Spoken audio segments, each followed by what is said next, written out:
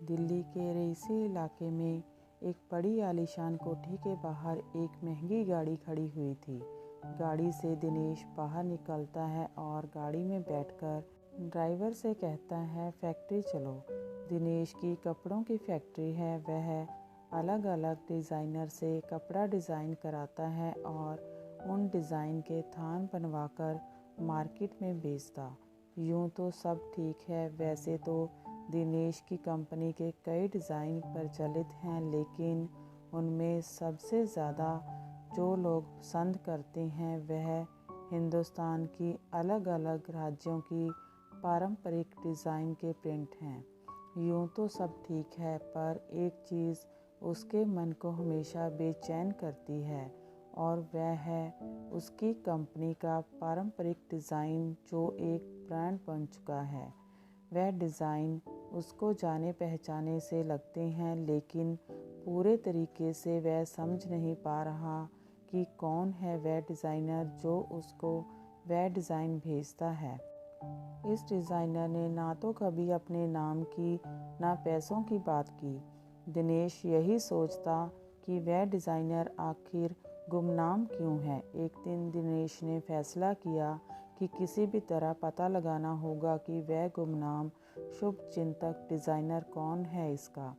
Dinesh office के नौकर को अपने कैबिन में बुलाता है और पोस्ट ऑफिस भेजते हुए कहता है कि तुम ये पैकेट लेकर जाओ और वहाँ से पता करो कि यह कोरियर कौन भेजता है।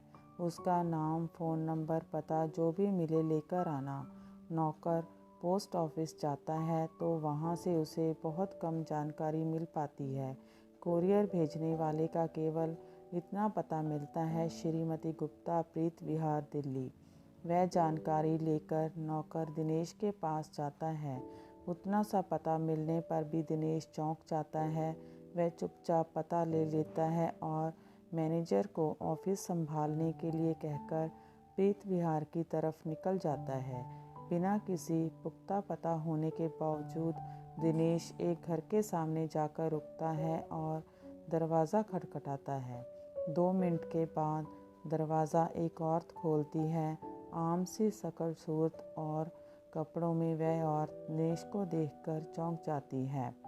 अंदर जाकर वो उस औरत से पूछता है, बिंदिया, तुम यह सब क्यों कर रही हो? बिंदिया मुस्कुराकर बस इतना कहती है, आपको मेरा नाम याद है, बस इतना काफ़ी है। रही बात मेरे करने की, तो जितना वक्त मेरे पास बचा है मैं आपके लिए, आपकी तरक्की के लिए करती रहूँगी।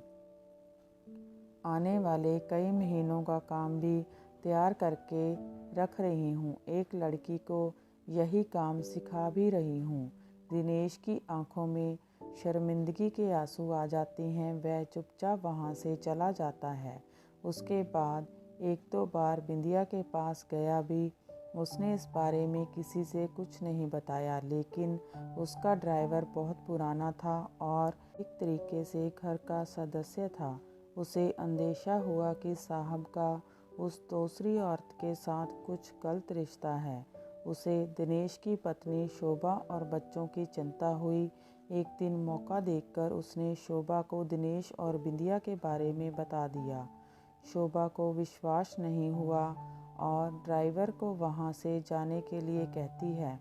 बहुत देर तक परेशान रहने के बाद वह सोचती है कि सच क्या है, दिनेश से ही पूछा जाए। वह दिनेश का ऑफिस से आने का इंतज़ार करती है। शाम को जब दिनेश आता है तो शोभा खाना लगाती है और रोज़ की तरह दोनों साथ में खाना खाते हैं। जब नौकर चला जाता है तब शोभा सीधे सीधे पूछती है, बिंदिया कौन है? बिंदिया का नाम सुनते ही दिनेश सकपका जाता है, लेकिन उसके चेहरे पर झूठ की घबराहट नहीं होती।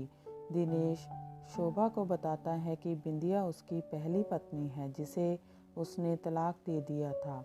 शोभा को याद आता है कि दिनेश ने शादी से पहले ही उसे अपनी पहली पत्नी और तलाक के बारे में बताया था, लेकिन उसे समझ नहीं आता कि फिर से वह बिंदिया से क्यों मिलने लगा है।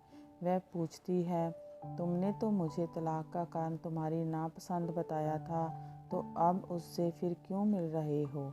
मैंने तुम्हारी सच्चाई की आदत को पसंद करके ही हाँ करी थी, तो अब यह धोखा क्यों दे रहे हो? दिनेश उसका हाथ पकड़कर कहता है, आज तुम्हें सब सच बताऊंगा। विद्या गांव की बहुत सीधी, कम पढ़ी लिखी और पुराने रिवाजों को मानने वाली लड़की थी। मेरे और उसके पिता बहुत पुराने दोस्त थे। पिताजी ने मुझसे बिना पूछे अपने दोस्त को बिंदिया के लिए हाँ कर दी, परंतु पिताजी के वचन को झुठलाने की हिम्मत मुझ में नहीं थी। बिंदिया से मेरी शादी हो गई। बिल्कुल ही देहाती थी बिंदिया। मैं उसको कहीं लेकर नहीं जाता था, वह घर में रहती और माँ का हाथ बटाती। यूं तो हमारे जीवन में कोई संबंध नहीं था, लेकिन उसकी एक हुनर का मैं कायल था। उसकी हस्तकला की कलाकारी बहुत सुंदर और अनोखे डिज़ाइंस बनाती थी। जब मैंने एक बार तारीफ़ करी तो उसने बिना किसी लालच के सारे डिज़ाइन मुझे दे दिए और कहा कि आप ले जाइए, आपके काम आएंगे। सचमुच उसके डिज़ाइंस ने धूम मचा दी और मेरा कारोबार रातों रात तरक्की कर गया। 7 साल पहले तुमसे मुलाकात हुई तो पहली नज़र में मैंने तुमसे शादी करने का मन बना लिया था। माँ पिताजी तो पहले ही चल बसे थे। मैंने बिंदिया से यह सच बताया तो उसने बस इतना पूछा, आप खुश हैं ना उसके साथ? मैंने हाँ कहने पर बिंदिया ने बिना सोचे तलाक के कागज़ पर हस्ताक्षर कर दिए। हम दोनों की शादी हो गई। मैं तुमसे हमेशा कहता था कि कोई खूबसूरत पारंपरिक डिज़ाइन भेजता है, वह बिंदिया ही थी। उसने कहा था, मैं तलाक नहीं जानती, आपको पति माना है और हमेशा आपकी पत्नी ही रहूँगी। मेरी मांग में आपका ही सिंदूर लगेगा। जब मैं उससे मिलने गया था तब पता चला कि वह अपने पिताजी की जायदाद से जीवन चला रही है और मेरे लिए मेहनत करती है। वह आज भी खुद को मेरी पत्नी मानती है। वह मरने वाली है। सांस की बीमारी के चलते उसके पास अब कुछ ही दिन बाकी हैं। मैं उसको सिर्फ दवाई देने जाता था।